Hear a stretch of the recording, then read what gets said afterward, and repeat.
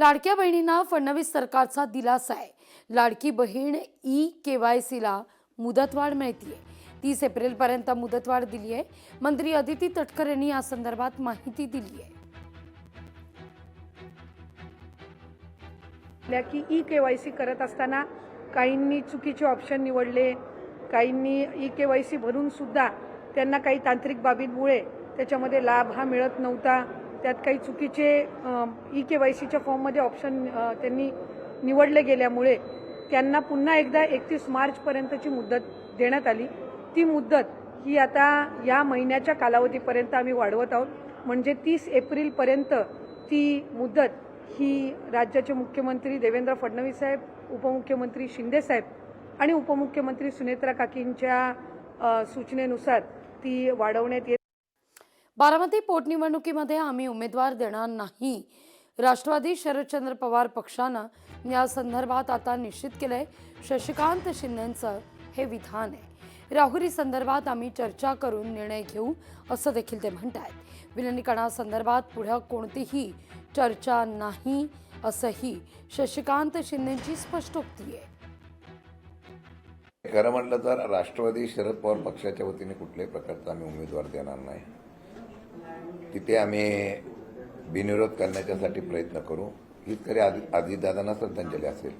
आणि मला वाटतं की पक्षाच्या वरिष्ठ नेत्यांनी आम्ही असं चर्चा करून ठरवलेलं आहे की तिथं आपण उमेदवार द्यायचा नाही। आमची भूमिका आम्ही स्पष्ट काय केली की आम्ही आता पक्षवाढीच्या संदर्भात तुर्तास आता विलिनीकरणाचा कुठल्याही प्रकारचा प्रस्ताव, कुठल्याही प्रकारची चर्चा आमच्याकडे नाही। कार्यकर्त्यामध्ये संभ्रमावस्था निर्माण होण्याच्या बाबतीमधली परिस्थिती होऊ नये म्हणून आम्ही भूमिका स्पष्ट केलेली आहे। अशा प्रकारची कुठली चर्चा नसताना ही चर्चा आता का उभी राहते मला कळत नाही। दादा असतानाचं आणि दादा नसतानाचं विलिनीकरण या वेगळ्या गोष्टी आहेत। रोहित पवार यांनी स्वतःच्या पक्षाकडे लक्ष द्यावं। अदिती तटकरेंचा रोहित पवार यांना खोचक सल्ला आहे। दादा असतानाचं विलिनीकरण आणि दादांच्या पश्चातलं विलिनीकरण हे दोन वेगवेगळ्या बाबी त्या ठिकाणी आहेत। सुरुवातीच्या कालावधीमध्ये जो काही संबंध आभास करण्यात आला, विलिनीकरण दादांची शेवटची इच्छा, त्यावेळेला खऱ्या अर्थानं दादांचा झालेला अपघात, त्या सगळ्या संबंध परिस्थितीमध्ये लगेचच विलिनीकरणाची जी चर्चा सुरू झाली त्याच्यातून एक संभ्रमाचं वातावरण हे त्यानिमित्ताने झालं। आदरणीय सुनेत्रा काकींना दादांच्या पश्चात राष्ट्रीय अध्यक्ष म्हणून करा, त्यांच्या नेतृत्वामध्ये आपण सगळे एकत्रितपणाने काम करू, अशा पद्धतीची काही भूमिका त्यावेळेला आली नाही। त्यामुळे एक संभ्रमतेचं वातावरण हे दोन्ही बाजूनी तयार।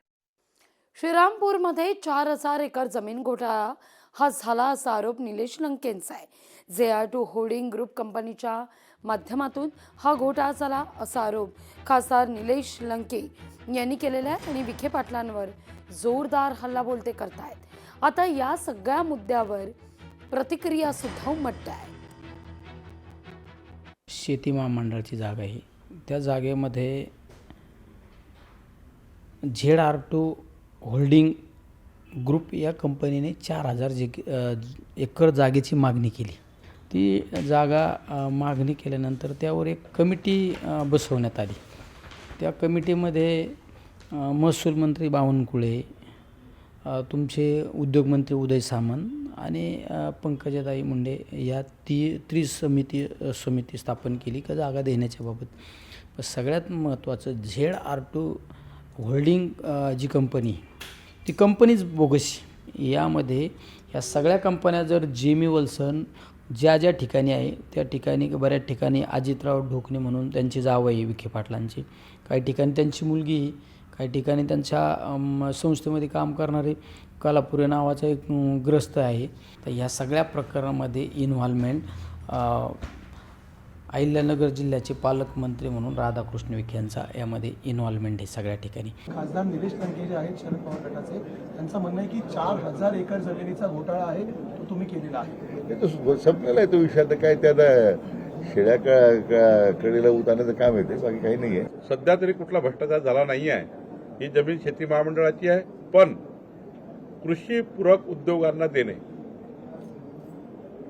कृषी करता काही नवीन तंत्रज्ञान आणण्याकरता देणे अशी मागणी आलेली आहे। वेगवेगळ्या कंपन्यांची मागणी आलेली आहे, पण कृषी पूरक उद्योगांना ही जमीन देण्याकरता आमचा प्रयत्न राहील। आणि त्यामुळे शेती महामंडळाचं कुठलंही नुकसान नव्हतं आम्ही करू. पण जे जुनी मागणी होती, मान्य त्या ठिकाणी जे विखे पाटील साहेबांचं नाव घेत आहे, अजून कुठल्याही विखे पाटील साहेबांनी निर्णय घेतला नाही किंवा मी सुद्धा निर्णय घेतला नाही. नागपूर SBL स्फोटाला महिना उलटलाय. अद्याप मालकासह 11 आरोपींना मात्र अटक नाहीये. कंपनीत झालेल्या स्फोटात 26 कामगारांचा मृत्यू आहे. पोलिसांच्या कार्यप्रणालीवर सवालही उपस्थित आहे. 26 कामगारांचा आतापर्यंत या दुर्घटनेत मृत्यू झालेला आहे, पण अद्यापही मुख्य मालक मात्र फरार असल्याचं कळतंय. इतकंच नाही तर 11 आरोपींना अद्यापही अटक करण्यात आलेली नाहीये. कोल्हापूरच्या वाडी रत्नागिरीतील दख्खनचा राजा ज्योतिबाच्या चैत्र यात्रेचा आज मुख्य दिवस. या यात्रेनिमित्तानं लाखो भाविक ज्योतिबा डोंगरावर दाखल झालेले आहेत आणि मुक्त हस्तानं गुलालाची उधळणही करण्यात आली आहे. मानाच्या सासन काट्या घेऊन भाविक हलगीच्या तालावर थिरकताना पाहायला मिळाले. खास ड्रोननं टिपलेली ही दृश्य लोकशाही मराठीच्या प्रेक्षकांकरता आपण पाहतोय.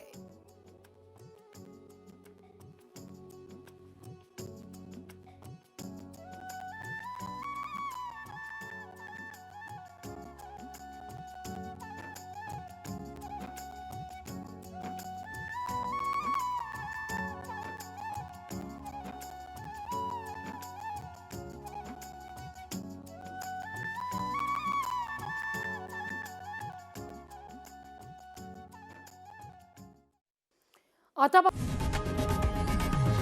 लोकशाही मराठी ऐका, पहा, जागरूक रहा.